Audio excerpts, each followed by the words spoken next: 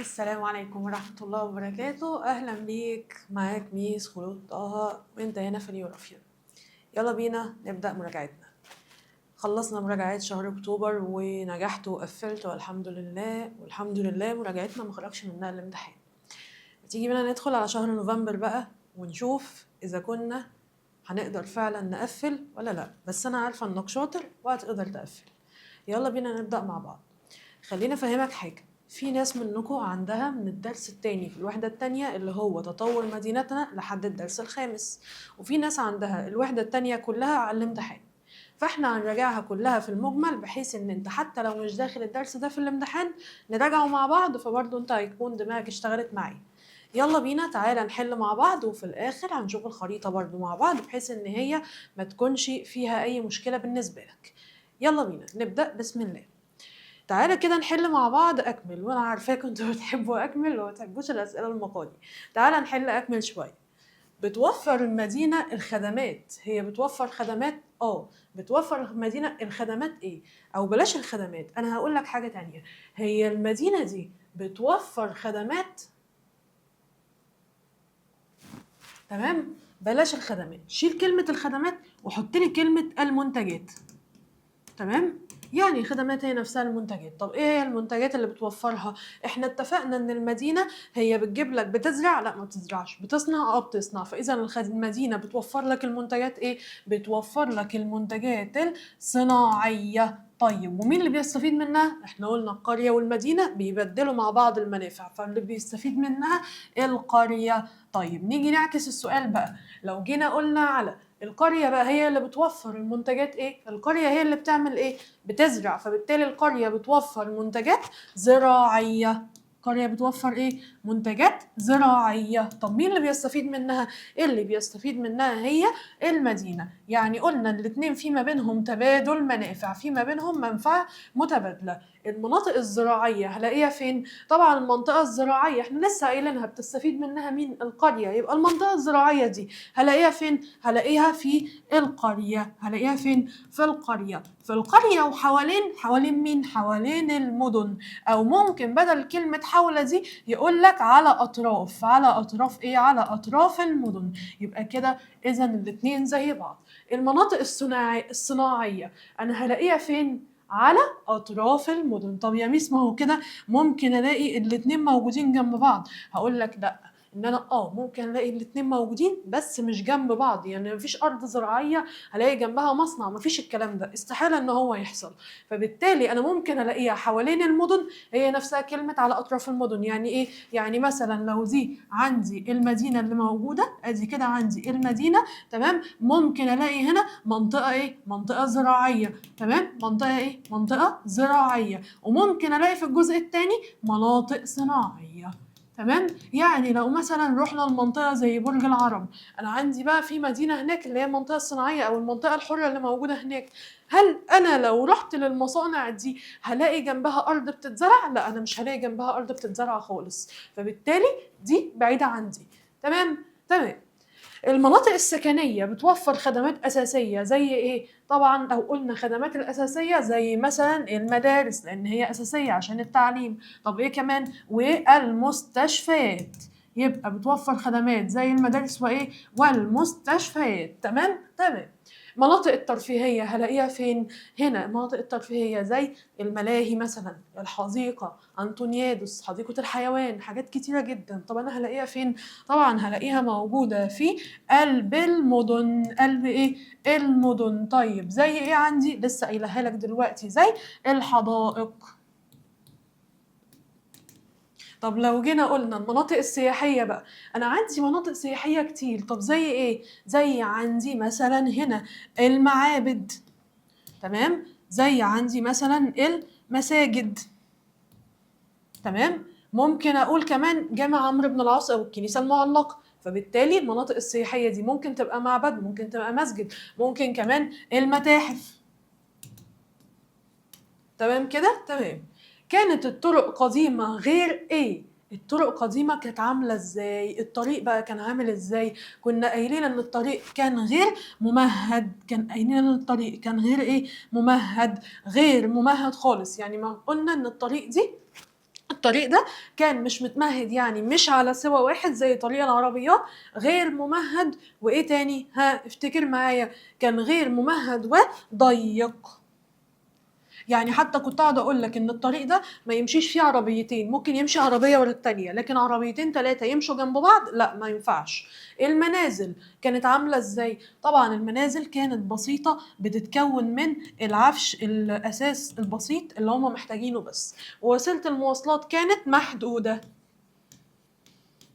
طيب حديثا بقت وسيلة المواصلات أكتر إيه؟ طبعا عارفين إن هي بقت أكتر تنوع، يعني بقت متنوعة أكتر. تمام؟ اوعى دماغك تفصل معايا، خليك معايا عشان المراجعة دي تفيدك. تمام؟ يبقى الوسائل كانت أكثر إيه؟ تنوع وأكثر أمان وسرعة. يبقى أكثر تنوع وأمان وسرعة. الدولة بتحسن شبكات إيه؟ طبعا عارفين إنها بتحسن شبكات الري، تمام، الري والصرف، وبتشيل المناطق، خلي بالك بقى عشان السؤال ده مهم لان انت ممكن تقع فيه، وبتشيل المناطق اللي هي المناطق العشوائيه. حتى اتفقنا ان مناطق عشوائيه بتشيل. هنا عملوا مين؟ عملوا منطقه اللي هي زي بشاير الخيل عشان يطوروا العشوائيات. يبقى كده المنطقه ايه؟ العشوائيه. يبقى هي عملوا منطقه اسمها منطقه ايه؟ بشاير الخير اللي هي في اسكندريه. الدوله عملت محطات جديده عشان تعالج ميه الصرف،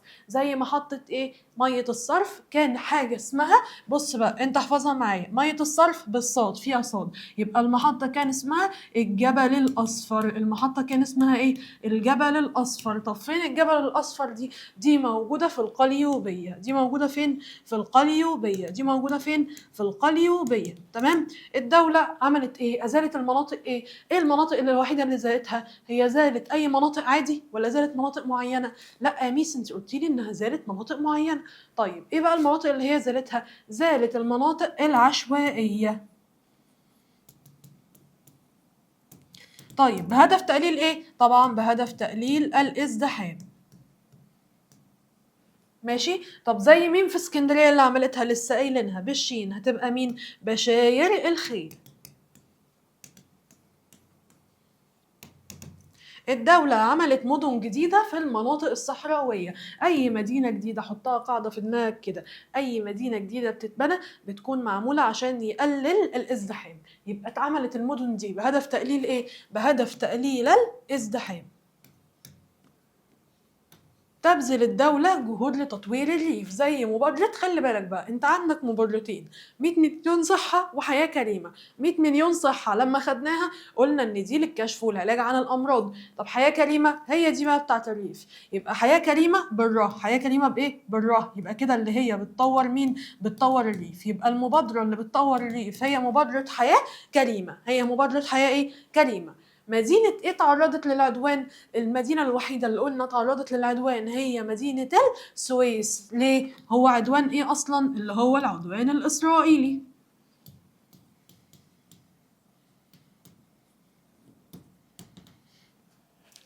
تصدت المقاومة ايه؟ وقوات الجيش والشرطة ببسالة للعدوان الإسرائيلي. كان اسمها المقاومة ايه؟ كان اسمها المقاومة الشعبية. كان اسمها المقاومة مين؟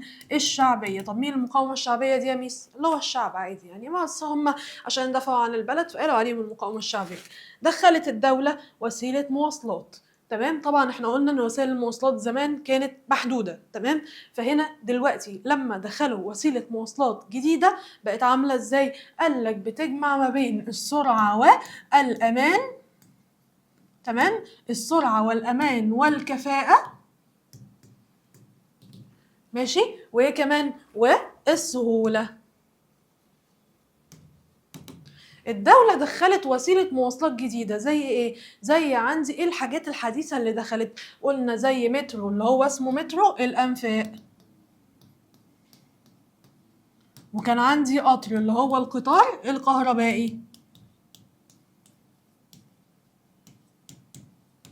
تمام. وكان عندي أتوبيس اللي هو الأتوبيس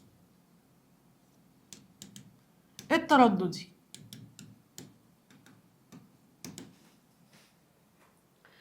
منذ زمن قديم كان بيعتمد على ايه كوسيله مواصلات، حتى قلنا ان هي بتريح، مقويه للاعصاب وبتقوي الجسم وبتبني العضل. ها، هي كانت مين اللي بتعمل كده؟ طبعا كانت هي الدراجات. ايه الدراجه دي يا ميس؟ اللي هي العجل.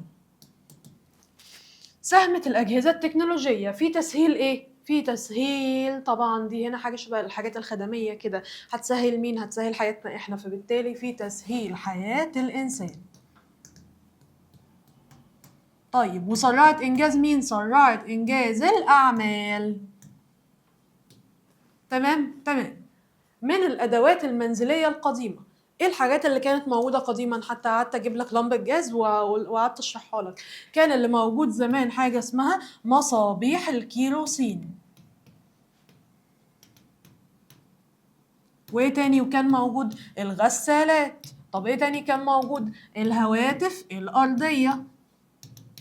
حتى قلت لك ان الغساله اللي كانت موجوده بس من غير مجفف. تمام. من الادوات المنزليه الحديثه بقى، ايه اللي موجود دلوقتي في البيت؟ طبعا اللي موجود عندي الهواتف، اللي هي الهواتف المحموله، اللي هو التليفونات العاديه. كمان موجود عندي الغسالات.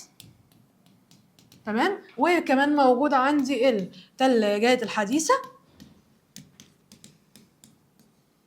وزودها من عندي كمان، هي مين؟ هي الساعات الذكيه.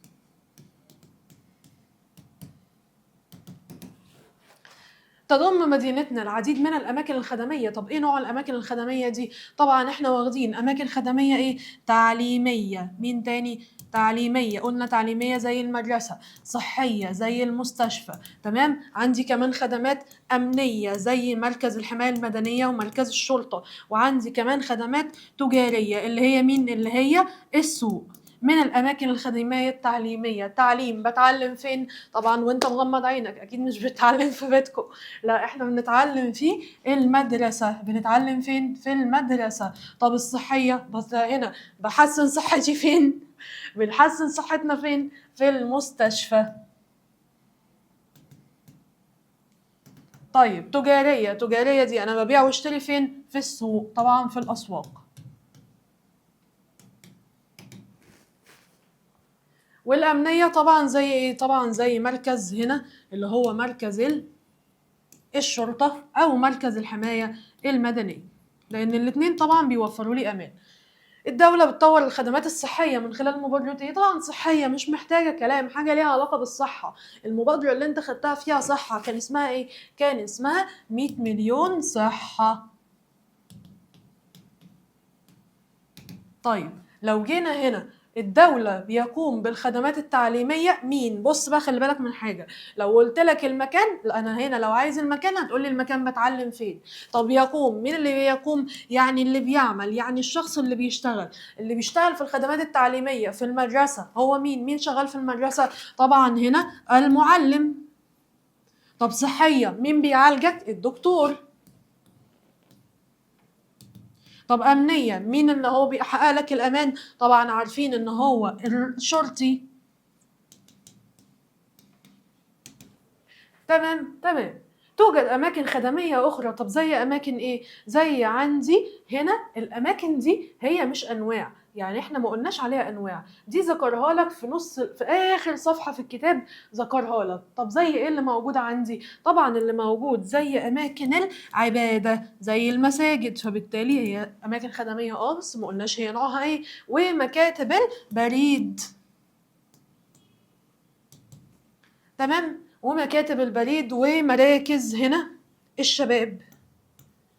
ومراكز الشباب والبنوك. مركز الشباب ده حاجه شبه النادي كده، فبرضه خلي بالك من السؤال ده انه برضه مهم جدا، وخلي بالك من ده، اوعى تتلخبط فيه. لازم تعرف الاول هو عايز منك مين اللي شغال في الخدمات التعليميه او في غيرها وغيرها وغيرها، ولا عايز منك ان هو يقول ان المكان ده بيدي خدمه ايه. فركز قوي في السؤال ده. توجد مدن على ضفاف نهر النيل. ده هنا بقى بيعتمد على مذاكرتك للخريطة. فهنا في مدن على نهر النيل. طب زي ايه؟ اسكندرية يا ميس. حد فيكم هيتحول ويقول لي اسكندرية؟ حبيبي ما احنا عندنا بحر، بس اسكندرية على نهر النيل يا ميس، بس عندها بحر. انا عايزة مدينة عندها نهر بس. طب زي مين؟ زي القاهرة وأسوان. زي القاهرة وايه؟ وأسوان. طب وفي عندي مدن صحراوية؟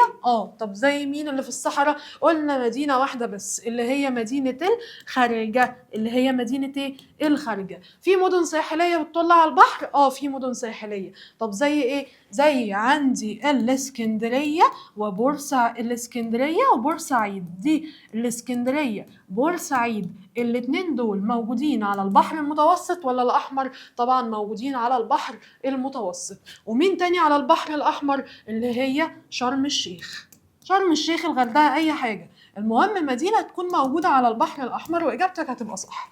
تتنوع استخدامات الأراضي، فمنها أراضي إيه؟ زي مثلا هنا إن إحنا هنا كان عندي مناطق. طب زي المناطق إيه؟ لما جينا فرقنا ما بين القرية والمدينة قلت لك عندي 5 أنواع من المناطق. طب المناطق دي أو الأرض دي نوعها إيه؟ أولا عندي أراضي زراعية، وعندي أراضي صناعية، وعندي كمان أراضي تجارية. تمام؟ وعندي كمان أراضي سياحية. تمام؟ يبقى زراعية وصناعية وتجارية وسياحية، وعندي كمان ترفيهية. خلي بالك بقى، لأن أنت هنا بتبقى عارف الزراعية والصناعية والتجارية وبيتوه منك الترفيهية والسياحية، فخلي بالك كويس جدا جدا جدا. فإذا السؤال ده كمان مهم. أول جامع أقيم في مصر هو جامع ما خدناش غيره، هو جامع مين؟ عمرو بن العاص. من أقدم سوري غلطة مطبعية، من أقدم الكنائس، من أقدم الكنائس اللي موجودة في مصر هي الكنيسة، طبعا الكنيسة المعلقة. تتنوع طبيعة المدن حسب ايه؟ يعني لما اقول لك هنا دي مدينة على ضفاف نهر النيل، ولا مدينة على بتاع ده بتطل على البحر المتوسط، ولا غيره ولا غيره. فاذا ايه اللي خلاني افسر طبيعة المدن دي؟ يعني فاكر مثلا لما كنا نقول دي وجه بحري، دي وجه قبلي، ايه اللي خلاني اقول عليها وجه بحري ووجه قبلي؟ ميس انت كنت قايله لنا ان هي لو وجه بحري يبقى عندها بحر، ولو وجه قبلي يبقى عندها نهر النيل بس او النهر بس، ولو حدود صحراوية يبقى من خلالها اعرف اروح لدولة تانية. يبقى كده اتصنفت حسب حاجة واحدة بس، حسب ايه؟ موقعها. حسب ايه؟ موقعها. حسب ايه؟ موقعها. طب في واحد منكم يقول لي يا ميس انا ممكن اقول حسب مكانها، هو صح ولا مش صح؟ صح حبيبي، وانت كفاءة وزي الفل. اول جامع اقيم في مصر هو جامع مين؟ طبعا جامع عمرو بن العاص. احنا قلنا ان احنا ما خدناش غيره، يبقى هو جامع عمرو بن العاص. جاء وقتها وقت الفتح الاسلامي لمصر. بنى الملك مين مدينة ايه؟ وتقع في المنيا. طبعا هنا برضو خلي بالنا من السؤال ده مهم، انتوا عارفينه بس انتوا بتتلخبطوا في الملك واسم المدينة. مين الملك اللي بنى؟ الملك اسمه أخناتون. الملك اسمه مين؟ أخناتون. طب المدينة اسمها مين؟ أخيتاتون. المدينة اسمها مين؟ أخيتاتون. المدينة اسمها مين؟ أخيتاتون. طب موجودة فين دلوقتي؟ موجودة في تل العمرنة. تل ايه؟ العمرنة. طب تل العمرنة دي فين؟ في المنيا. يبقى كده الراجل اسمه أخناتون، الراجل اسمه أخناتون، والمدينة اسمها أخيتاتون، والمدينة اسمها أخيتاتون. أجهزة الاستشفاء في المستقبل، درس بقى مدينتنا في المستقبل، هتكون قايمة على إيه؟ طبعا هتكون قايمة على الذكاء الاصطناعي. هتكون قايمة على إيه؟ الذكاء الاصطناعي. هتكون قايمة على إيه؟ الذكاء الاصطناعي. تمام؟ الذكاء الاصطناعي احنا قلنا كل حاجة في المستقبل هتبقى بالاي اي، يعني كل حاجة بتاع ده مش هيكون الانسان يعني متدخل فيها زي دلوقتي.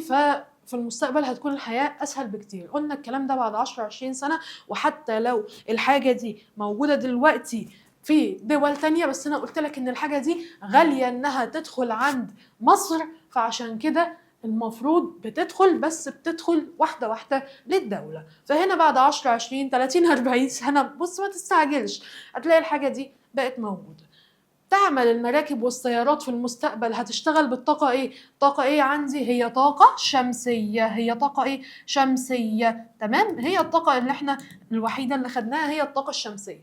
طب وهي طاقة صديقة لمين؟ طبعا هي طاقة صديقة للبيئة. صديقة للبيئة. يبقى هنا ممكن يجيلك سؤال، خلي بالك بقى، يقول لك ماذا يحدث إذا استخدمت الطاقة الشمسية في السيارات. السؤال ده ممكن يجيلك، ممكن واحد فيكم يعني اللي هو بيتلخبط كده، ازاي؟ طب ما انا هعمل ايه طب لو استخدمنا الطاقه الشمسيه؟ طبعا السؤال شرح نفسه، ان هي هتكون صديقه للبيئه، فبالتالي هتعمل ايه لما هي صديقه للبيئه؟ طبعا بتقلل، اكتب السؤال ده عندك، هي هتقلل لي التلوث، يعني الارض مش هتبقى ملوثه بعد كده، وكمان هتقلل من التغيرات المناخيه.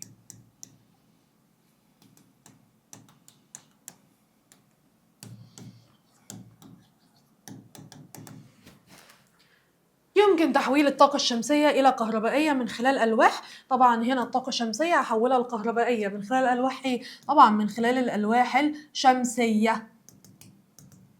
تمام؟ تمام.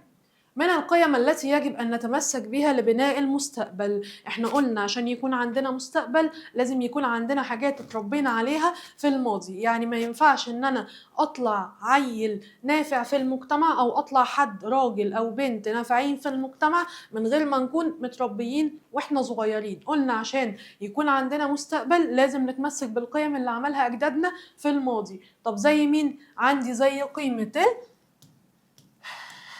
الإخاء. تمام؟ وعندي زي قيمة ايه؟ التعاون والكرم والتسامح. تمام؟ طبعا في قيم تانية زي الانتماء للوطن.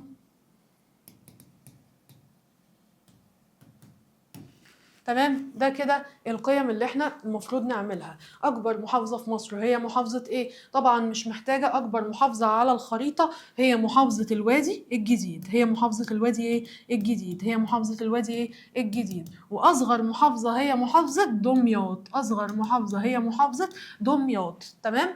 طيب بنقسم المحافظات الى محافظات وجه ايه ووجه ايه وحدود ايه. طبعا وجه اللي هي عند البحر هتبقى وجه بحري، ووجه تحت اللي هي عند نهر النيل هتبقى وجه قبلي. يبقى كده المحافظات بتتقسم لوجه بحري ووجه كمان قبلي. تمام؟ يبقى كده وجه بحري ووجه ايه؟ قبلي. طيب عندي هنا وحدود، حدود ايه؟ صحراوية. عدد محافظات الوجه البحري كام؟ طبعا عددهم هي 13 عدد محافظات الوجه البحري. محافظات الوجه القبلي عددهم 9، والحدود الصحراوية عددهم 5. دول كده عدد المحافظات. ماشي، يبقى احنا كده عرفنا عدد المحافظات وكلها 27 محافظة. ليه قسمناها؟ قلنا بسبب ان هي واسعة وان انا لازم ادير شؤونها. عندي هنا عاصمة مصر هي مين؟ طبعا العاصمة بتاعتي هي القاهرة. كان ليها اسماء كتير، حتى هي عشان مشهوره جدا فانا قلت لك هيطبلوا لها كتير في المنهج بتاع ده اللي انت موجود عندك السنه دي. فهنا اشتهرت بايه؟ قال لك اشتهرت بجوهره الشرق. اشتهرت بايه؟ جوهره الشرق. اسمها اشتهرت بايه؟ جوهره الشرق. ومدينه اللي هي مدينة ايه؟ مدينة الألف مئذنة. مدينة الألف ايه؟ مئذنة. مدينة الألف ايه؟ مئذنة. مؤسس القاهرة هو مين؟ قلت لك القاهرة بالقاف، يبقى اللي عملها كمان فيها حرف القاف. طب مين هو اللي عملها؟ هو واحد اسمه جوهر الصقلي. هو واحد اسمه ايه؟ جوهر الصقلي. راية بتتخذها المحافظة رمز ليها. طالما اتكلمنا على المحافظة مش على الدولة يبقى كده احنا بنتكلم على الشعار. تمام؟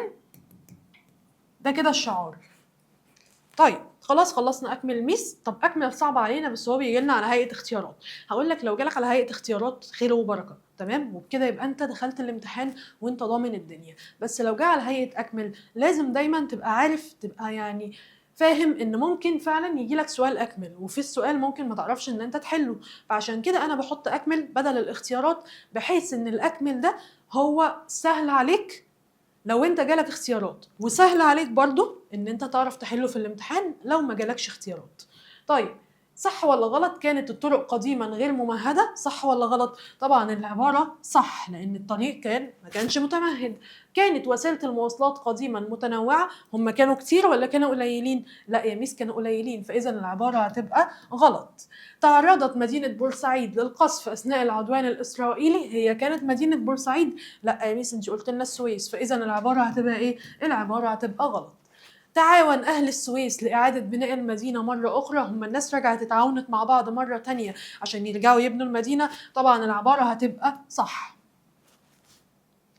اعتمد السكان قديما على مصابيح الكيروسين في الإضاءة، زمان كانوا بينوروا بمصابيح الكيروسين، لو محدش لسه شافها استنى أنا هوريها لك، دي زمان هي مصابيح الكيروسين. أنا بقول لك يعني دي الشكل دلوقتي، بس زمان كانت دي بتكون عبارة عن حاجة إزاز، والحاجة دي بيتحط فيها الجاز، والجاز ده بيتحط فيه حاجة شبه الفتيل، كان اسمها الفتيل، بس هي حاجة شبه الأستك كده، وكان بيتولع بيه، ودي اللي كانت بتنور لنا. فأيوة كانوا بيعتمدوا عليها في الإضاءة، فبالتالي العبارة هتبقى صح. اتواصل السكان قديما من خلال الهواتف المحمولة، هو زمان كان في تليفون يا ميس بس أرضي، فبالتالي هي مش هواتف محمولة، فإذا العبارة هتبقى غلط. تحقيق التوازن ما بين مزايا التطوير وتحدياته يعد أمر ضروري، صح ولا غلط؟ هو أنا لازم أحقق التوازن ما بين التطوير وما بين التحديات اللي بتواجه التطوير؟ طبعا العبارة هتبقى صح، لان انا قلت ان انا لما اجي اطور الدوله هيبقى في تحديات وهيبقى في نفس الوقت مميزات. يعني قلنا في عماير بتطلع بس في نفس الوقت الاسعار بتزيد، مثلا قلنا في ده بيتطور بس في نفس الوقت ان انا هلاقي يعني زي ما حاجه طلعت فوق في حاجه نزلت تحت. يعني هنا ممكن الاقي حاجه بتتطور بس التطور ده مش بيبقى معاه تقدم، فبالتالي انا لازم اعمل ايه؟ انا لازم اطلع بالدوله بتاعتي دي واحده واحده، لازم اطلعها لفوق واحده واحده، ما ينفعش ان انا اطلعها ما ينفعش ان انا اطلعها يعني افضل اتقدم اتقدم اتقدم، ابني ابني ابني وفي الاخر ما الاقيش حاجه. لان انا هنا ممكن ابني، طب مين هيشتري؟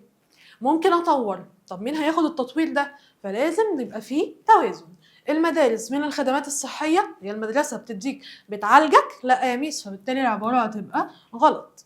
مركز الحمايه المدنيه من الخدمات الامنيه، ايوه لان هو طبعا بيجي ينقذك، فبالتالي العباره هتبقى صح. هنا الدولة عملت مبادرة 100 مليون صحة عشان تكشف عن الأمراض، طبعا العبارة صح، والمبادرة دي كانت شغالة بشكل كبير جدا وما زالت أصلا موجودة في مبادرات كتير كان من هدفها إن هي تكشف على مرض الالتهاب الكبدي الوبائي أو فيروس سي. الناس اللي هي كانت بتبقى سلبي الحمد لله ما كانتش بيحصل لها حاجة، لكن الناس اللي هي كانت إيجابي كانت بتاخد العلاج على أعلى مستوى. القرية تجمع سكني بيتركز فيه خدمات صناعية، هي القرية فيها خدمات صناعية؟ لا يا ميس انت قلتي القرية فيها خدمات زراعية، فبالتالي العبارة هتبقى غلط. المدينة بيتركز فيها الخدمات الزراعية، هي المدينة فيها خدمات زراعية؟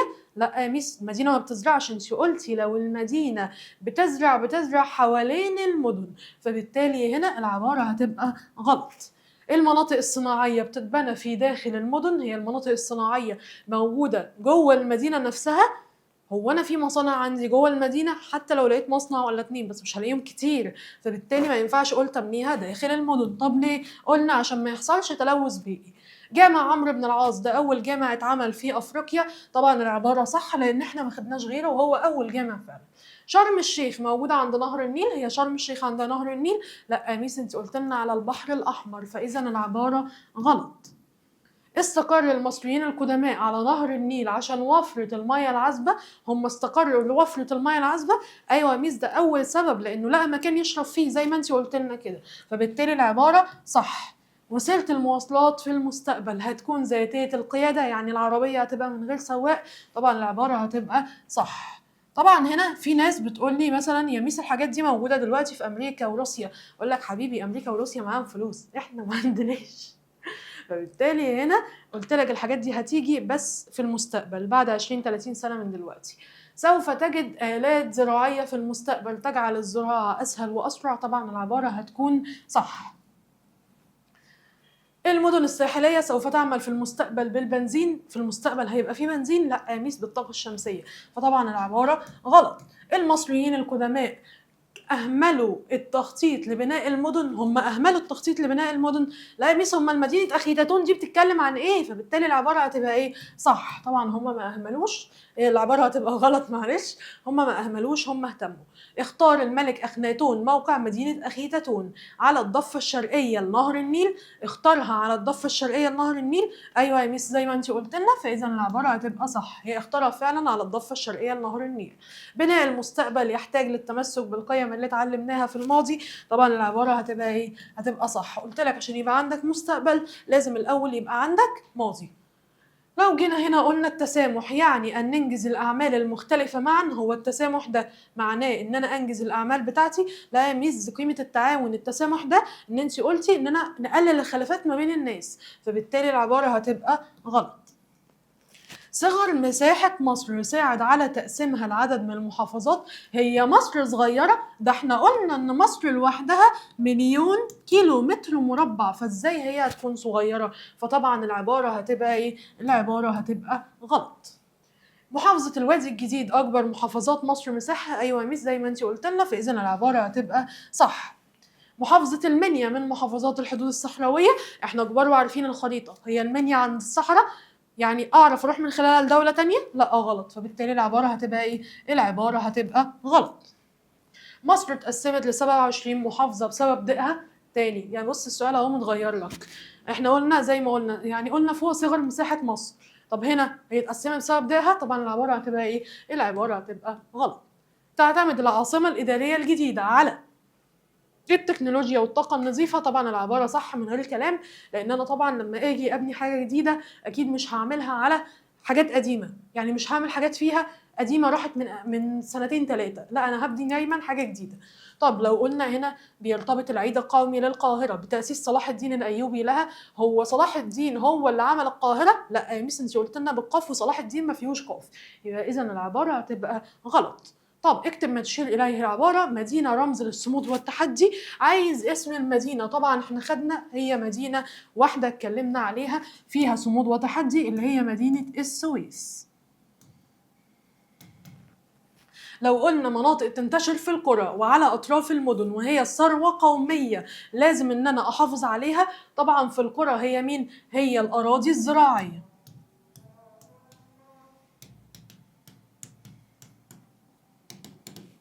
طيب لو جينا قلنا مناطق مخصصة لإقامة المصانع، يعني منطقة في المصانع، طالما قلنا في المصانع يبقى هي مناطق إيه؟ طبعا هي مناطق صناعية.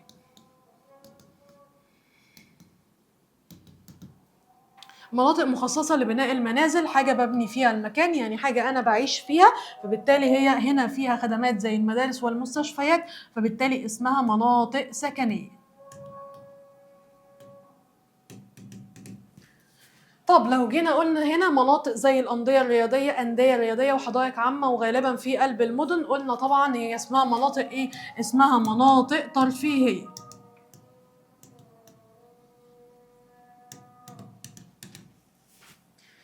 مناطق بتحتوي على مناطق أثرية وطبيعية وبتساهم في تنشيط السياحة. طالما قلت تساهم في تنشيط السياحة يبقى كده اسمها مناطق إيه؟ اسمها مناطق سياحية. لو جينا قلنا مثلا قيمة تعبر عن إنجاز الأعمال بسرعة ونعمل معا كفريق واحد، نعمل كل حاجة مع بعض، دي اسمها إيه؟ دي اسمها قيمة التعاون. لو قلنا تقديم المساعدة لمن يحتاج من غير مقابل، دي قيمة اسمها إيه؟ طبعا دي اسمها الكرم، إن أنا أساعد الناس من غير ما يحتاجوا. لو قلنا قيمة بتعبر عن التقليل من الخلافات وبيعيش الناس في سلام، طبعا دي اسمها قيمة ايه؟ تقليل من الخلافات، يبقى كده ده اسمه ايه؟ ده اسمه تسامح. قيمة تعبر عن عيش الأفراد كلهم عيلة واحدة والأفراد هيشعروا بالحب تجاه الوطن. طبعا كلهم عيلة واحدة دي اسمها قيمة ايه؟ ها كان اسمها قيمة ايه؟ حاجة اسمها كان اسمها قيمة ايه؟ الترابط الأسري. يبقى هي كان اسمها قيمة ايه؟ الترابط الأسري. طيب لو جينا قلنا هنا جزء من الدولة بيضم مجموعة من المراكز والأحياء، جزء من الدولة وفي مراكز وأحياء، طبعا هي مين؟ هي المحافظة.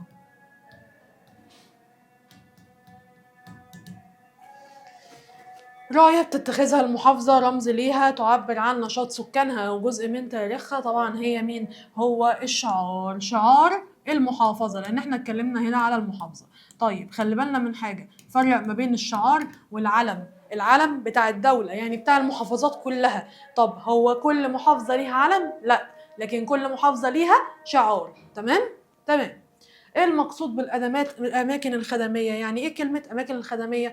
طبعا هي عباره عن منشآت، ذاكرها معايا، هي عباره عن منشآت. مالها منشآت خدميه؟ مالها بتعمل ايه؟ تقدم خدمات متنوعه، تقدم خدمات متنوعه، تقدم خدمات متنوعه. طب ليه؟ لتسهيل حياه السكان. لتسهيل حياه مين؟ السكان وتلبيه احتياجاتهم. لتسهيل حياه السكان وايه؟ وتلبية احتياجاتهم. وتلبية ايه؟ احتياجاتهم.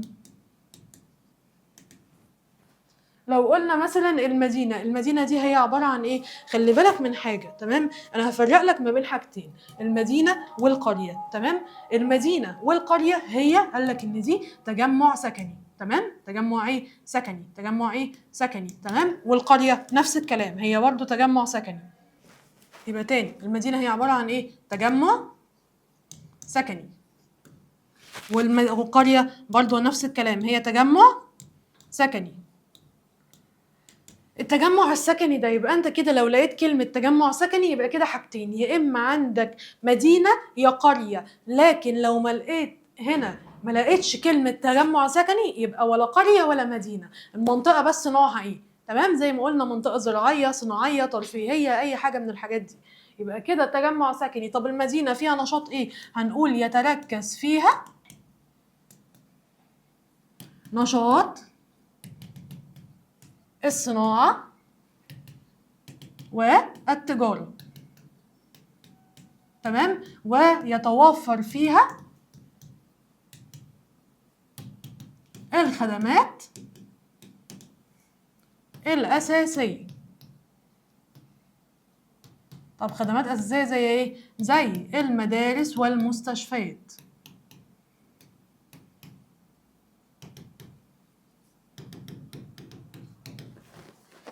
طيب لو جينا هنا قلنا القرية، طبعا القرية هي عبارة عن ايه؟ هي عبارة عن تجمع سكني. ماله التجمع السكني ده؟ قال لك ده بيتركز فيه نشاط ايه؟ طبعا نشاط الزراعة، لأنها قرية، الزراعة وتربية الحيوان، ويقل فيها الخدمات.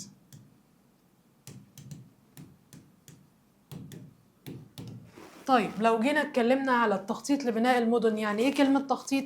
طبعا ان احنا قلنا هو عبارة عن ايه؟ هو التفكير المسبق. هو التفكير ايه؟ المسبق. هو التفكير ايه؟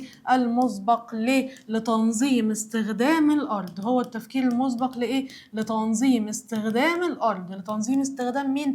الارض. لتنظيم استخدام مين؟ الارض. وتحسين حياة السكان. وتحسين حياة مين؟ السكان. وتحسين حياة مين؟ السكان. يلا بينا. المحافظة، المحافظة طبعا هي عبارة عن ايه؟ قلنا ان هي عبارة عن مساحة من اليابس. مساحة من ايه؟ من اليابس. اوعى تكون دماغك فصلت، ها؟ لا، روق كده وصحصح معايا، لسه قدامنا حبة. مساحة من اليابس بتضم عدد من الدول.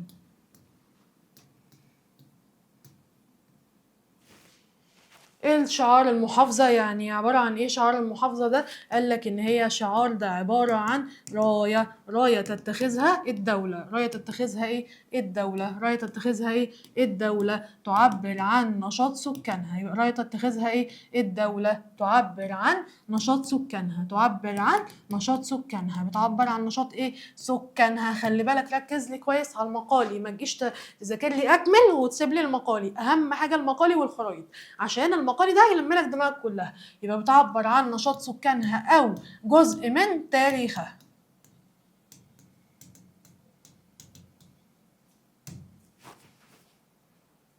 بما تفسر استقرار المصريين القدماء على نهر النيل. هو ايه اللي خلاهم يبقوا موجودين عند نهر النيل؟ طبعا قلنا نهر النيل عشان ميه. طيب بما تفسر، اتفقنا ان بما تفسر يعني ليه. بما تفسر يعني ايه؟ ليه؟ هي نفسها كلمة فسر هي نفسها كلمة علل، هي نفسها كلمة لماذا، كلهم بمعنى واحد هي نفسها يعني ليه. استقر المصريين القدماء على ضفاف نهر النيل. ليه استقر على ضفاف نهر النيل؟ طبعا لوفرة ايه؟ المية العذبة، تمام، والتربة الخصبة، يبقى فيها ميه عذبه وفيها تربه خصبه، وايه كمان طبعا واعتدال المناخ. واحنا قلنا ان النيل ده ساعد على استقرار الانسان. طيب لو جينا هنا المناطق الزراعيه مهمه ليه؟ ما من اسمها كده، هي مهمه ليه؟ بتاكلنا، فبالتالي هي مهمه عشان بتقدر انها تنتج المحاصيل.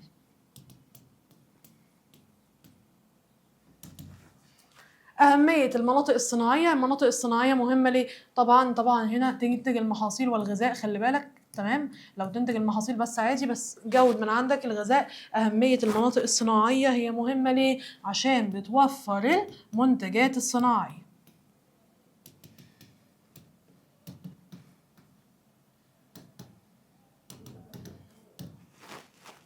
المناطق السكنية، هي المناطق السكنية مهمة ليه؟ طبعا المكان اللي احنا عايشين فيه ده مهم ليه؟ طبعا هي مهمة عشان مهمة لبناء المنازل ويتوافر فيها الخدمات الأساسية. اجمل معايا يا بطل عشان ايه نكمل كده. المناطق الترفيهية مهمة ليه؟ أنا قلت لك المناطق الترفيهية دي اللي هي موجودة في قلب المدن، تمام؟ هي زي ايه؟ زي الحديقة، الحديقة دي بيبقى فيها ايه؟ نبات اللي هو الشجر. طب الشجر ده بيعمل ايه؟ قال لك يعمل على، يبقى لأنها تقوم بدور مهم، بتعمل ايه؟ تقوم بتنقية الهواء.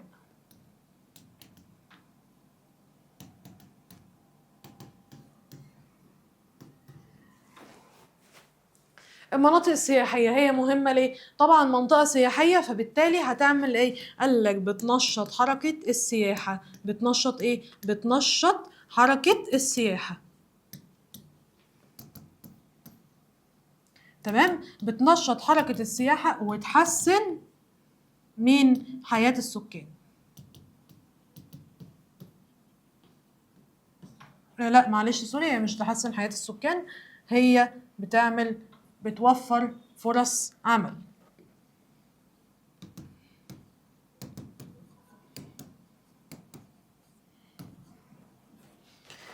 الكنيسة المعلقة اتسميت بهذا الاسم ليه؟ هي ليه ده قال لك ان هي معلقة؟ طبعا قلنا لانها اتبنت على ايه؟ قلنا لانها بنيت على بقايا ابراج حصن قديم. لانها ايه؟ بنيت على بقايا ابراج حصن قديم. بنيت على ايه؟ بقايا ابراج حصن قديم.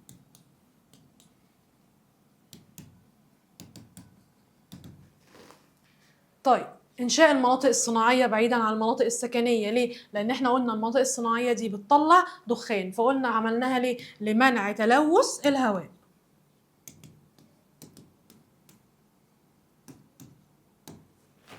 قيام الدولة بإنشاء محطة جبل الأصفر بالقليوبية. هي ليه عملت المحطة دي؟ طبعا عشان تعمل إيه؟ لمعالجة مياه الري والصرف.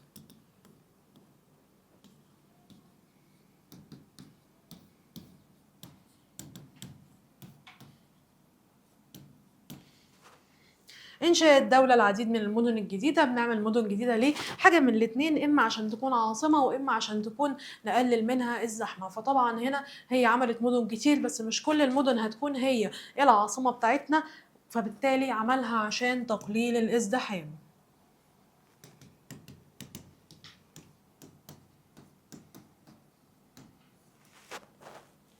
اتوسعت الدولة في شبكات الطرق وإنشاء الكباري والأنفاق. هي ليه عملت طرق وكباري وأنفاق؟ مصر بقت عاملة شبه قرص المشبك ليه؟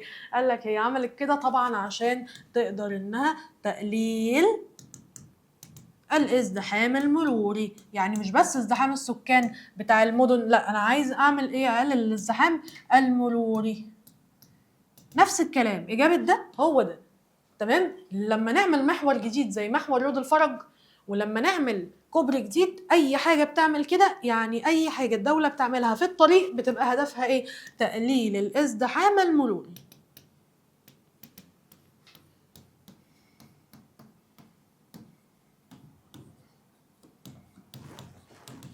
استخدم المصريين القدماء منذ زمن كبير الدراجات للذهاب للسوق والعمل. طيب هو ليه استخدم البتاعة دي؟ لأنها طبعا هو استخدمها هنا عشان يعني الإجابة شرحة نفسها غلطة إملائية، عشان يروح بيها للسوق أو العمل. طبعا عارفين لأنها هنا صديقة وغير مكلفة للبيئة.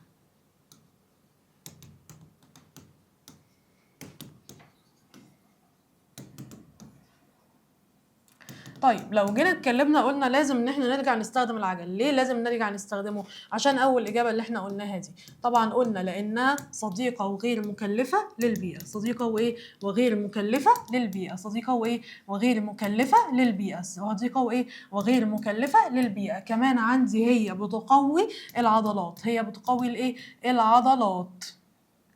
تمام، بتقوي العضلات. وبتعمل ايه كمان؟ بتقلل الازدحام. بتقلل ايه؟ الازدحام. بتقلل ايه؟ الازدحام. وبتعمل ايه كمان؟ برضو قلنا انها بتقلل التلوث البيئي.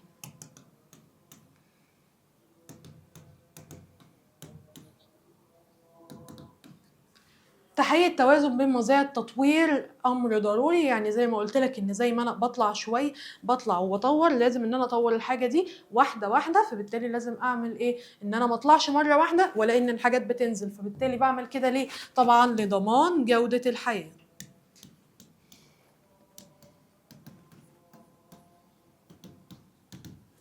لازم نحافظ على المقاعد والكتب وكل الادوات الموجوده بالمدرسه. ليه لازم احافظ عليها؟ زي ما قلت لك، انت هنا قاعد في المدرسه 5 6 سنين ولا 3 سنين، وبعد كده هتروح وفي غيرك هيجي يستخدمها. فبالتالي لازم ان احنا نحافظ عليها. ليه؟ لانها ملك للجميع.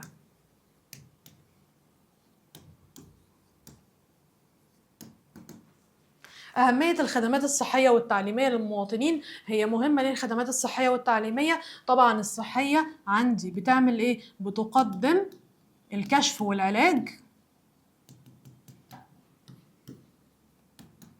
للإنسان. طب التعليمية مهمة ليه؟ التعليمية مهمة لأنها تعلم الإنسان.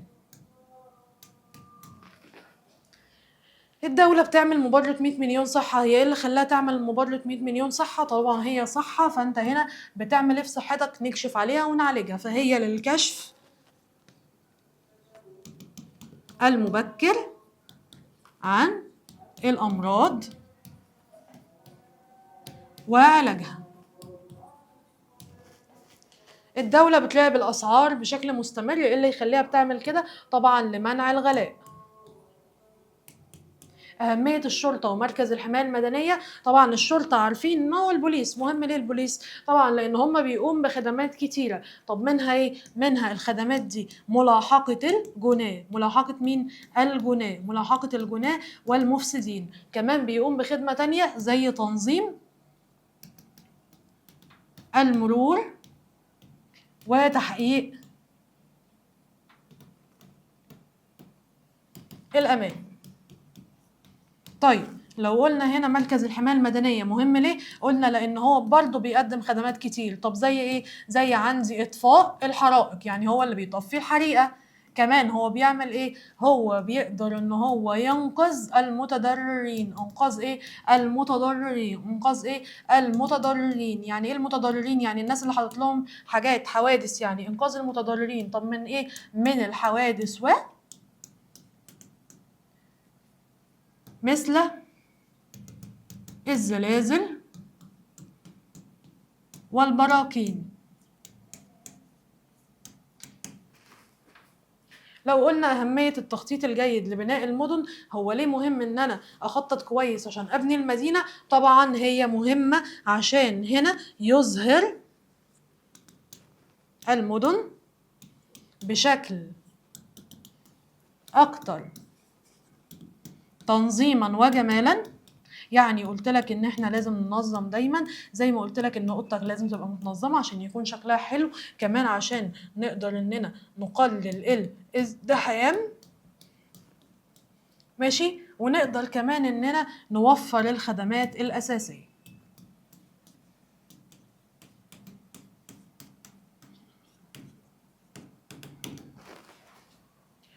ضرورة التمسك بقيمة الانتماء للوطن. ليه لازم أتمسك بقيمة الانتماء للوطن؟ ليه لازم أتمسك بيها؟ طبعا هي ضرورية لبناء المستقبل. تمام؟ طيب تقسيم مصر لعدد من المحافظات. قلنا ان مصر متقسمه لمحافظات زي بيتك اللي هو متقسم لاوض وحمامات ومطابخ، فبالتالي هو متقسم ليه؟ لان البيت واسع. نفس الكلام هي اتقسمت بسبب اتساعها وليسهل اداره شؤونها. اتقسمت بسبب ايه؟ اتساعها وليسهل، يعني عشان نقدر نديرها بشكل سهل، يبقى ليسهل اداره شؤونها.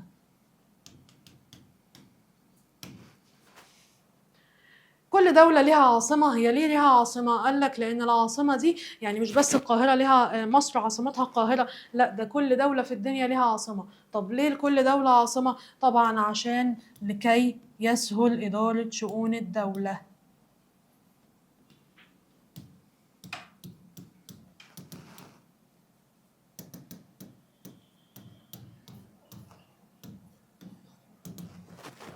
القاهرة من أقدم العواصم التاريخية في العالم. هي ليه قديمة؟ طبعا عارفين لأنها اتعملت من إمتى؟ لأنها أنشئت من أكتر من 1000 عام. لأنها أنشئت من كم؟ من أكتر من 1000 عام.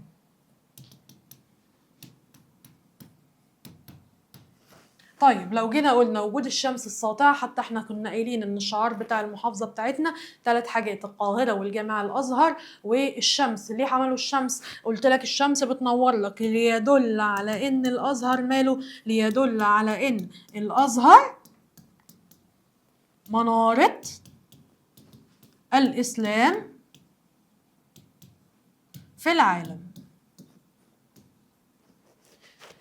القاهرة بتحتفل بيوم 6 يوليو من كل عام. ليها عيد قومي. ده هنا بسبب ايه؟ طبعا السبب ان هي لانه وضع حجر الأساس لبناء مدينة القاهرة. ما نتائج استخدام المصريين القدماء؟ استخدام المصريين مترو الأنفاق والقطر الكهربائي والأتوبيس الترددي دي وسيلة مواصلات حديثة، فبالتالي أنا هنا لما استخدمها ايه اللي هيحصل؟ كده قلنا احنا بنحقق الأربع حاجات، يعني تحقيق ايه بقى؟ عندي السرعة والكفاءة، وكمان عندي الأمان والسهولة. طبعا مش هيحصل حوادث، الدنيا امان عندي، هنقلل كمان الزحمه، يبقى في الدنيا سهله، نعرف نمشي بشكل سهل وسريع. اتعرضت ايه نتيجه انها تعرضت للقصف اثناء العدوان الاسرائيلي؟ طبعا هنا هي نتيجتها حاجتين: انها هنا تدمير المباني والمنشآت في السويس. ماشي، يعني هي اجابتها كبيره جدا في الكتاب، انا هلخصها لك: تدمير المباني والمنشآت في المدينه. تاني حاجة هي تعاون المقاومة الشعبية، أو مش المقاومة الشعبية، اللي هي أبناء البتاع، يعني أبناء المدينة نفسها، لإعادة بناء المدينة مرة أخرى. دي كده إيه إجابة كافية ووافية وكل حاجة.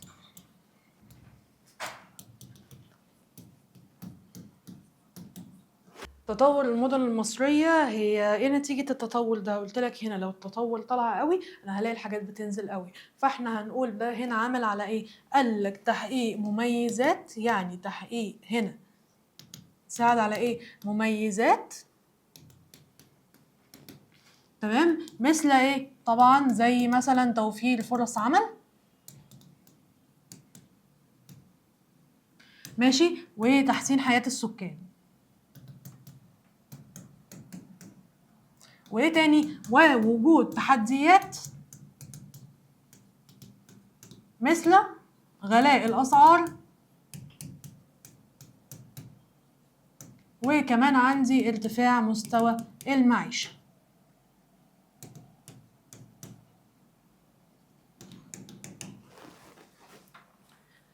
وجود وجود الحدائق العامة في المدن هي ايه؟ عندي نتيجة وجود الحدائق العامة في المدن.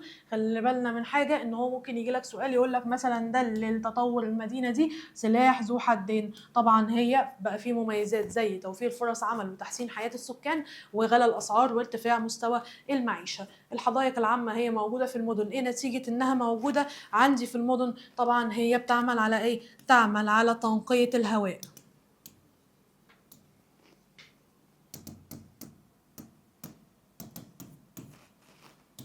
ايه نتيجة اعتماد العاصمة الإدارية الجديدة على التكنولوجيا الحديثة والطاقة النظيفة؟ ايه نتيجة اللي احنا عملنا الحاجة دي حاجة حديثة؟ طبعا عمل ايه؟ ساعد على بناء مستقبل أفضل.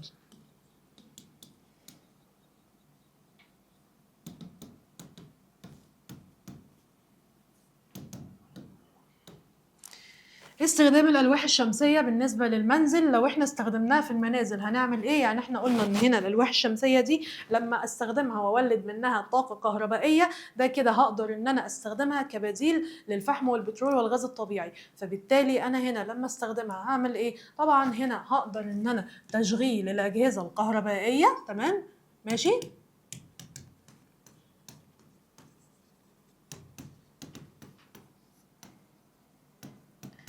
ماشي، تشغيل الأجهزة الكهربائية، وكمان عندي تقليل تلوث البيئة.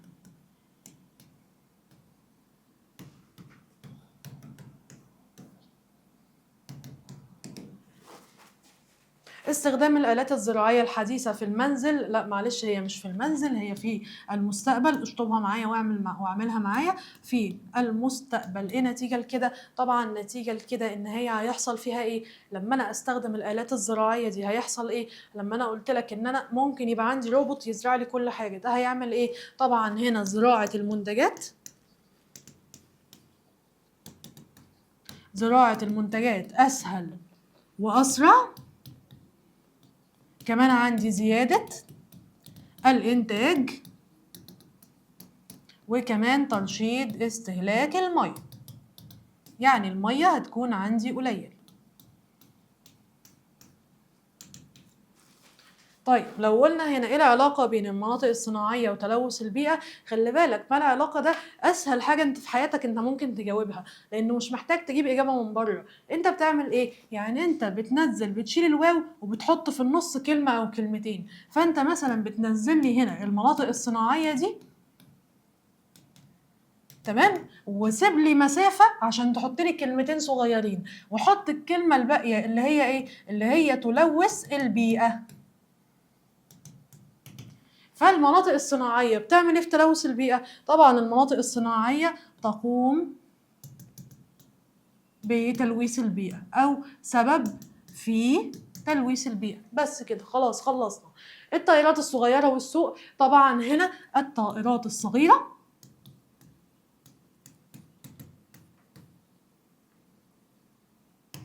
هتعمل ايه في المستقبل؟ سوف تأتي باحتياجاتنا من السوق.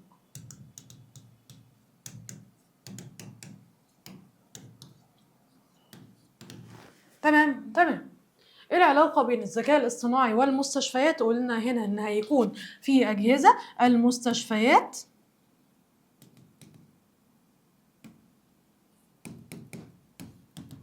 في المستقبل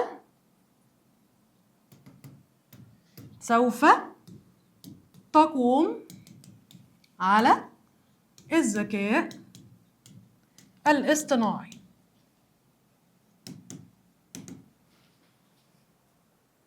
المئذنة ومحافظة القاهرة، طبعا قلنا ان مدينة القاهرة اسمها ايه بقى؟ خلي بالك بقى من السؤال ده، مدينة القاهرة.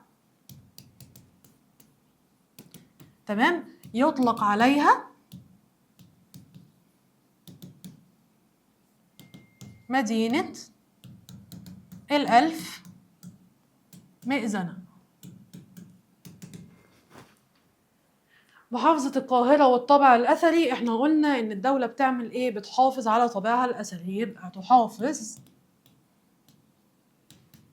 الدولة على الطابع الأثري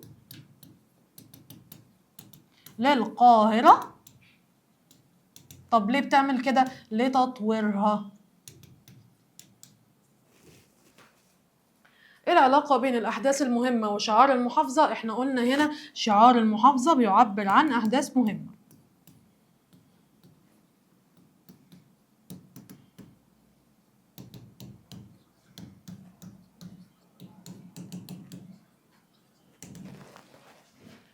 المحافظات التالية ايه علاقتهم ببعض؟ شمال سيناء والوادي الجديد ومطروح والبحر الأحمر. طبعا قلنا هنا يعني السؤال ممكن يكون غريب عليك شوية، بس العلاقة ما بينهم حاجة واحدة بس، إنه هنا كلهم محافظات حدود صحراوية.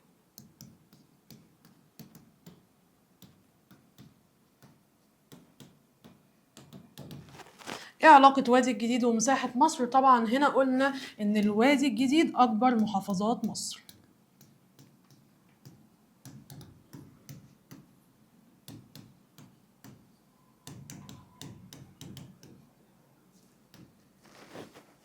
طب لو جينا قلنا دلل لم تكن القرى والمدن كما هي عليه اليوم، يعني قلنا ان القرية والمدينة زمان مش زي دلوقتي. طب هي بقت عاملة ازاي؟ طبعا قلنا هنا ان القرى والمدن هنا كانوا عاملين ازاي؟ دلل. دلل ده يعني ايه؟ دلل ده يعني هات دليل. تمام، دلل ده يعني هات ايه؟ دليل. هي نفسها كلمة اثبت، هي نفسها كلمة برهن. تمام، كل ده حلو الكلام ده. هي ده نفسها بقول لك هنا ان انت ذاكرت، هات الدليل ان انت ذاكرت. طبعا الدليل ان انت بتكون نجحت في الامتحانات باذن الله.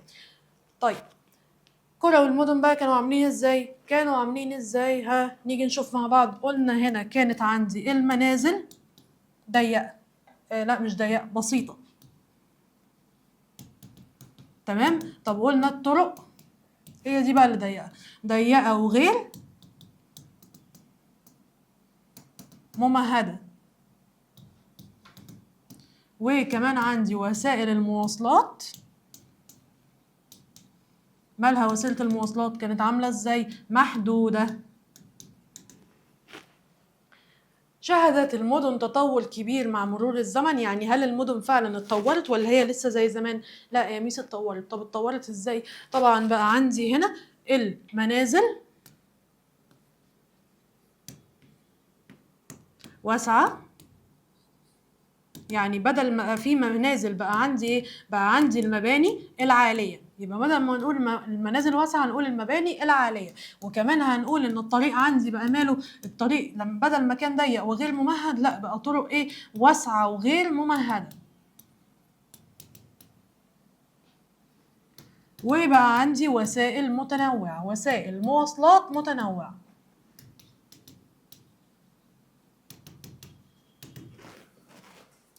تبذل الدولة جهود كبيرة لتطوير القرى والمدن. خلي بالك بقى من السؤال ده لأن إجابته تعتبر كبيرة شوية. هي فعلا طورت القرى والمدن.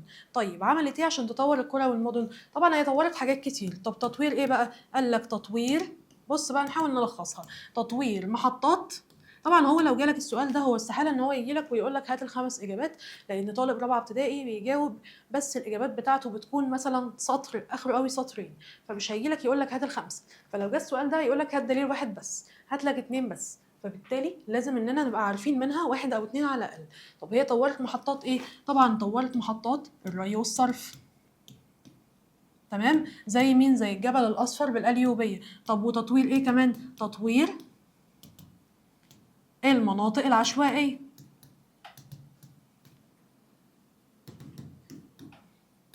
طبعا هي ما عملت لهاش تطوير، هي عملت لها ايه؟ هي عملت لها ازاله للمناطق العشوائيه خالص. هي كده تطورت محطات الري والصرف وشالت المناطق العشوائيه. طب ايه كمان؟ طبعا هنا تطوير الطرق. ماشي، تطوير الطرق والمباني. محطات الري والصرف قلت لك زي محطه الجبل الاصفر في القليوبيه.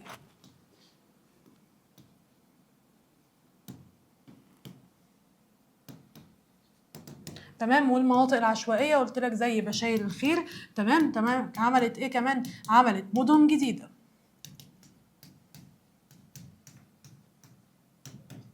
تمام، عملتها ليه؟ عشان تقلل الزحمه تقلل الزحمه وتطور من المدن بتاع ده. عملتها في الصحراء عشان تقلل الزحمه. أصبحت التكنولوجيا جزء لا يتجزأ في حياتنا، الدليل إن إحنا بنستخدمها في كل حياتنا اليومية، نستخدمها في جميع مراحل حياتنا اليومية. الدولة بتهتم بالتعليم، هي فعلا بتهتم بيه. طب اهتمت بيه عملت ايه؟ طبعا تعليم، يبقى عملت ايه؟ إنشاء المدارس والجامعات.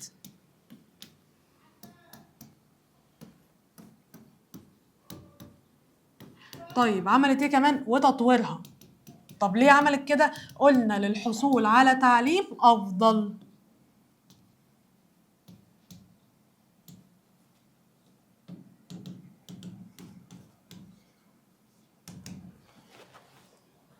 اهتمام الدولة بالخدمات الصحية، هي فعلا اهتمت بالخدمات الصحية، اهتمت. عملت ايه؟ عملت هنا أنشأت مدارس ومستشفيات.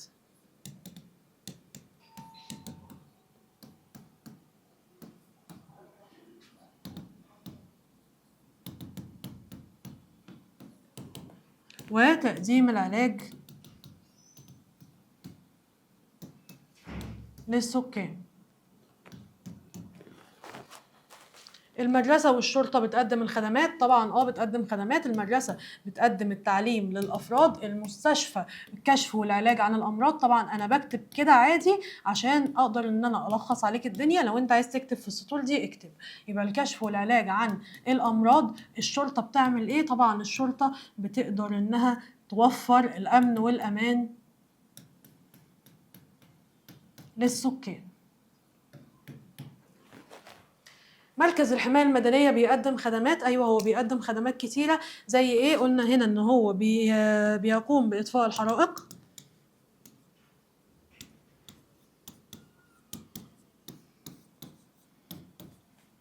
ماشي. كمان بيعمل إيه؟ إنقاذ المتضررين من الكوارث الطبيعية مثل الزلازل والبراكين.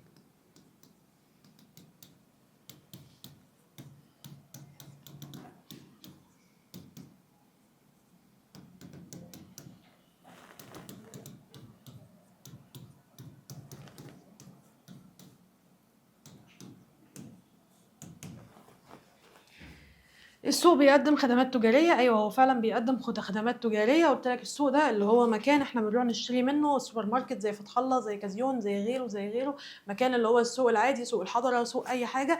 فبالتالي الخدمات التجارية بتاعتي إيه هي اللي بيقدمها؟ الخدمات التجارية هي شراء، بيع وشراء المنتجات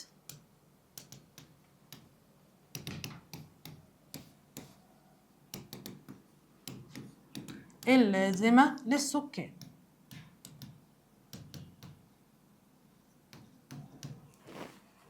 اهتمام الدولة بالخدمات التجارية، هي فعلا بتهتم بالخدمات التجارية. بتهتم. بتعمل ايه؟ طبعا هي بتراقب حاجتين: مراقبة الأسعار لمنع الغلاء، وربنا يسامحنا على الكلام ده. يبقى مراقبة الأسعار لمنع الغلاء، وكمان عندي مراقبة جودة المنتج، مراقبة صلاحية المنتجات للتأكد من جودتها. القرية والمدينة بيتبادلوا المنافع كل منهما الآخر، أيوة فعلا بيتبادلوا المنافع. يبقى احنا هنقول هنا إن القرية هنا بتأخذ المنتجات الصناعية التي توفرها المدينة، والعكس إن هنا إيه اللي بيحصل؟ المدينة بتأخذ المنتجات الزراعية التي توفرها القرية. تميز المصريين القدماء ببراعتهم في التخطيط، ايوه طبعا ده احنا التخطيط لبناء المدن ده موجود من زمان جدا. زي مدينه اسمها مدينه اخيتاتون، والراجل اسمه اخناتون، موجوده فين؟ في تل العمارنه في المنيا. المدينه دي كان فيها كل حاجه، مدينه فيها مناطق ايه؟ سكنيه ودينيه ومركز للحكم والاداره. طب يبقى كده عملوا ايه؟ بناء مدينه اخيتاتون.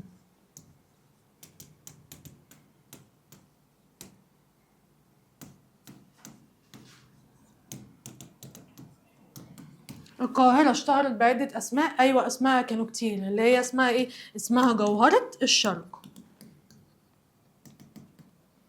وإيه تاني؟ ومدينة الألف مئذنة.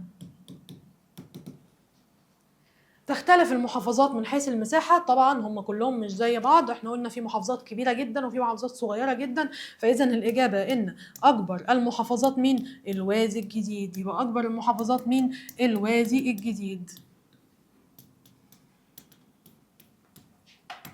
تمام. وأصغر المحافظات طبعا هي مين؟ طبعا هي دمياط. يرفع شعار المحافظة في العديد من الأماكن. الشعار ده موجود في أماكن كتير، طبعا بيترفع على حاجات كتير. طب زي إيه؟ زي المباني الحكومية، تمام، زي مثلا المكان اللي هو بتاع ده مبنى المحافظة، يبقى زي المباني الحكومية وزي مبنى المحافظة. يمثل العيد القومي حدث تاريخي أو ذكرى تاريخية مهمة. هو فعلا بيمثل ذكرى تاريخية ولا لأ؟ أيوة بيمثل ذكرى تاريخية مهمة. طب زي إيه الذكرى دي؟ قلنا هنا العيد القومي لمحافظة القاهرة اللي هو يوم كام؟ 6 يوليو من كل عام. يبقى العيد القومي لمحافظة القاهرة، تمام، يوم 6 يوليو من كل عام، ذكرى بناء أو مش بناء، وضع حجر الأساس لبناء مدينة القاهرة. اهتمام الدولة بإنشاء المدن تعتمد على التكنولوجيا الحديثة. أيوة فعلا هي اهتمت. زي إيه؟ زي إنشاء العاصمة الإدارية الجديدة. أنا عارفة إنك تعبت معايا بس هانت خلاص، فات الكتير ما بقاش إلا القليل.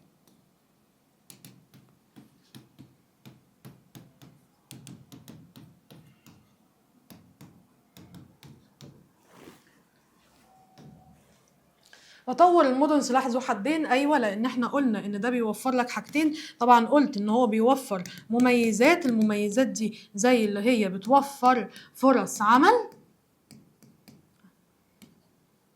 وتحسين حياة السكان. وعندي كان في تحديات، التحديات دي اللي هي غلاء الأسعار وارتفاع مستوى المعيشة.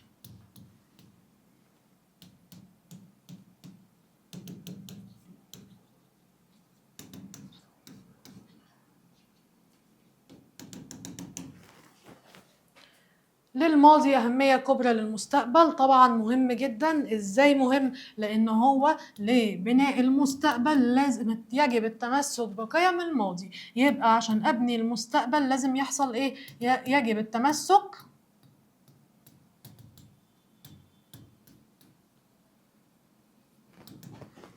بقيمنا في الماضي. بنى المصريين القدماء مدينة متعددة الاستخدامات. المصريين القدماء احنا اتكلمنا ان هم بنوا مدينة واحدة بس اللي هي اسمها مدينة ايه؟ طبعا اللي هي اسمها مدينة أخيتاتون. مين اللي بناها؟ بناها الملك أخناتون. يبقى مدينة أخيتاتون كان فيها ايه؟ كان بها مراكز للحكم والإدارة، تمام، وكمان كان فيها مناطق سكنية ودينية. واجباتك تجاه المدارس والمستشفى ومركز الشرطة. هو احنا المفروض نعمل ايه تجاه الحاجات دي؟ طبعا المدرسة لازم ان احنا نحافظ على الكتب والمقاعد.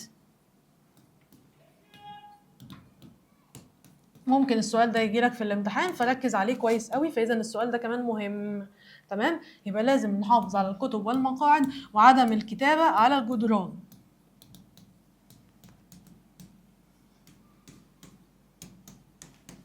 لو جينا هنا اتكلمنا على المستشفى، هو انا لازم اعمل ايه في المستشفى؟ طبعا قلنا ان احنا لازم نلتزم بايه؟ بالهدوء، لان ده مريض وفي ناس تانية مرضى، فلازم دايما نخش ساكتين. وكمان نتبع الارشادات الصحية. السوق ليه مهم ان احنا يعني نعمل ايه اتجاه السوق؟ طبعا نعمل ايه هنا؟ ان عدم القاء المخلفات. يعني زي ما قلت لك ان احنا ما نرميش حتى ورقه، حتى لو السوق ده شكله مش حلو او مش متنظف ملناش دعوه، بس احنا ما نرميش حاجه في البتاعه دي. كمان لازم انها كده. بس هي عدم اتباع المخلفات وكفايه عليها. مركز الشرطه لازم نعمل ايه؟ طبعا لازم ان احنا مساعده الشرطه اذا احتاجوا لمساعدة. يبقى لازم دايما الشرطة ان انا اعمل ايه؟ اساعدهم لو في حالة ان هم احتاجوا لمساعدتنا. هات 2 من ملامح مدينة المستقبل. برضو خلي بالك من السؤال ده، ركز عليه. السؤال ده ممكن تكون انت عارفه بس مش عارف السؤال هيجي ازاي. من ملامح المدينة يعني اللي هو الزراعة هتبقى عاملة ازاي، الصناعة هتبقى عاملة ازاي، المستشفى هتبقى عاملة ازاي. فمثلا هنا انا هقول ان المستشفى يوجد بها أجهزة طبية قائمة على الذكاء الاصطناعي. ممكن انت تختار لك اي حاجة تانية انت حافظها، يعني حتى مش لازم المستشفى. ممكن تقول الزراعة، ممكن تقول كمان بتاع ده العربيات. فمثلا انا هقول مثلا ان السيارات، احنا قلنا 2، فالسيارات هتكون عاملة ازاي؟ السيارات ستكون ذاتية القيادة. لو قلنا صف شعار محافظة القاهرة نوصف الشعار ده. طبعا الشعار بتاعي بيتكون من 3 حاجات: الشمس، تمام، خلف الجامع الأزهر، وإيه تاني اللي موجود عندي؟ طبعا أسفله كلمة القاهرة. ماذا كان يحدث إذا استمر اعتماد القطارات؟ احنا لو كنا فضلنا معتمدين على القطارات اللي هي كانت موجودة في الماضي كان إيه اللي هيحصل؟ طبعا الحاجة اللي هي كانت هتحصل مثلا هنا هيزيد الازدحام. ماشي، يعني ممكن أقول لك أي حاجة، ممكن أقول لك إن يزيد الازدحام والحوادث. يبقى هيزيد الازدحام والحوادث لان القطارات دي بقى لها 200 300 سنه، فبالتالي طبيعي ان كفاءتها زي ما جت مش زي ما بقت موجوده دلوقتي، عشان كده بيحصل حوادث قطارات كتير. فبالتالي هيحصل ازدحام وهيحصل حوادث، وطبعا هيحصل ايه؟ والتلوث البيئي.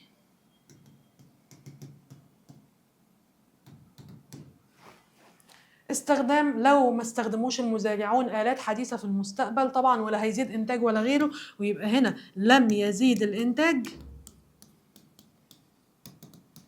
ولم يرشد الاستهلاك.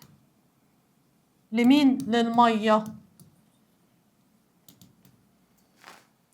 لم يتواجد نهر النيل في مصر، كان ايه اللي هيحصل؟ لو ما كانش في نهر النيل في مصر كان ايه اللي هيحصل؟ تاني، لو ما كانش في نهر النيل في مصر كان ايه اللي هيحصل؟ طبعا الانسان ولا كان استقر ولا كان عمل حياه مصريه، حضاره مصريه قديمه، ولا كان عمل اي حاجه من الحاجات دي. فطبعا هنا لم يستقر الانسان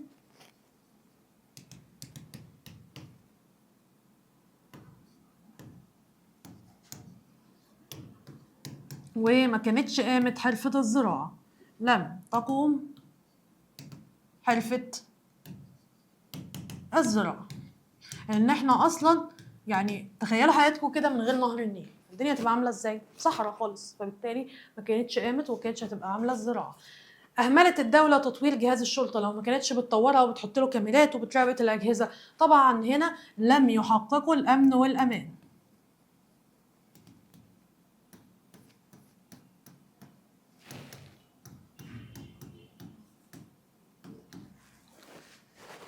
اعتمد السكان على الأجهزة والأدوات اللي كانت سائدة في الماضي. طبعا ايه نتيجة لكده؟ عدم وجود مستقبل أفضل. ان احنا قلنا لما جينا في العاصمه الاداريه، لما عملنا كل حاجه تكنولوجيا بقى وطاقه شمسيه والحاجات دي، بقى في احنا نقدر نبني مستقبل افضل. لكن لو الحاجات دي مش موجوده مش عارفه ابني مستقبل، هبنيه ازاي؟ مثلا تخيل ان الدول اللي بره بتستخدم الذكاء الاصطناعي وانا مش بستخدمه، فطبيعي انا هبقى بالنسبه للدول اللي بره عامل ازاي؟ انا كني قريه بالنسبه زي القريه بالنسبه للمدينه، انا ولا حاجه. طبعا مش القريه بالنسبه للمدينه انها ولا حاجه، لكن ان انا هلاقي ان انا شخص بدائي جدا قصاد الدول اللي بره. فبالتالي ما كانش هيبقى فيه مستقبل افضل. لم يتم التخطيط الجيد للمدن، هتظهر لي مشكلات. ايه هي بقى المشكلات؟ يبقى هنا سوف لم تصبح المدن، يعني ما كانتش هتبقى ايه؟ اكثر تنظيما وجمالا، يعني مش هتبقى اكتر تنظيم ولا جمال ولا حاجه. وايه تاني هنا؟ يحدث ازدحام،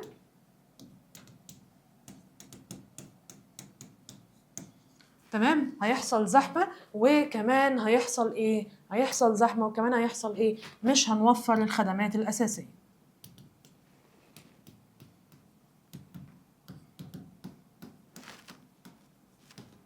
طب زي ايه؟ زي المدارس والمستشفيات.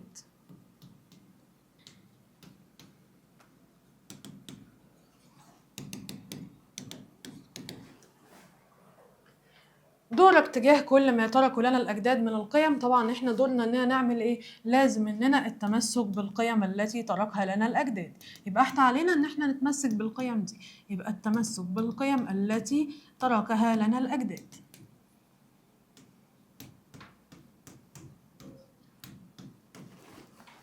طيب ايه دورك تجاه بناء مدينتنا في المستقبل؟ انت دورك تعمل ايه عشان تتبني في المستقبل؟ طبعا دورك 3 حاجات. اول حاجة اللي هي الاجتهاد في الدراسة. الاجتهاد في ايه؟ في الدراسة. الاجتهاد في ايه؟ في الدراسة. الاجتهاد في ايه؟ في الدراسة. تاني حاجة عندي حسن استخدام التكنولوجيا. حسن استخدام مين؟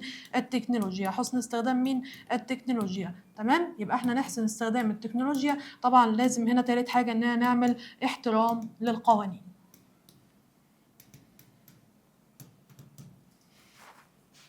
طبعا برضو خلي بالك من ده، لان ده مهم جدا، ممكن يجي لك كده في الامتحان بس انت ما تكونش عارفه، فلا احنا هنعرفه مع بعض.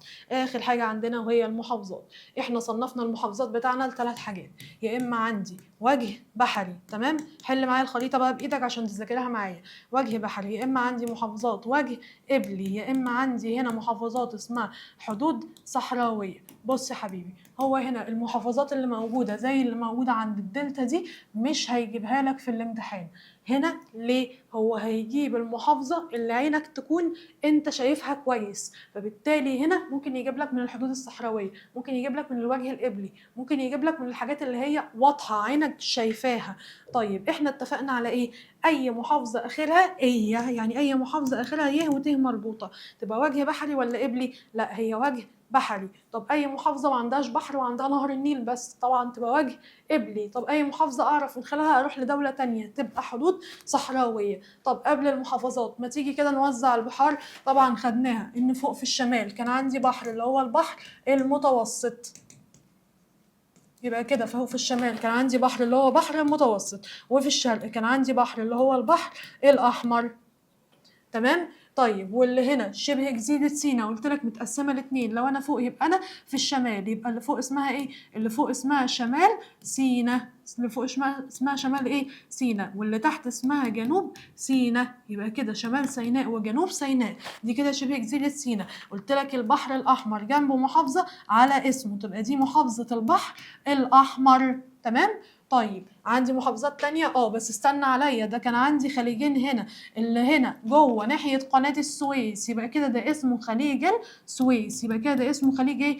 السويس. طب اللي من جوه بقى اللي يطلعك على فلسطين مثلا، يعني احنا لو قلنا ان هنا فلسطين، مين يطلعك على فلسطين؟ اسمه ايه؟ اسمه خليج العقبة. اسمه خليج ايه؟ العقبة. تمام كده، يبقى ده اسمه خليج العقبة.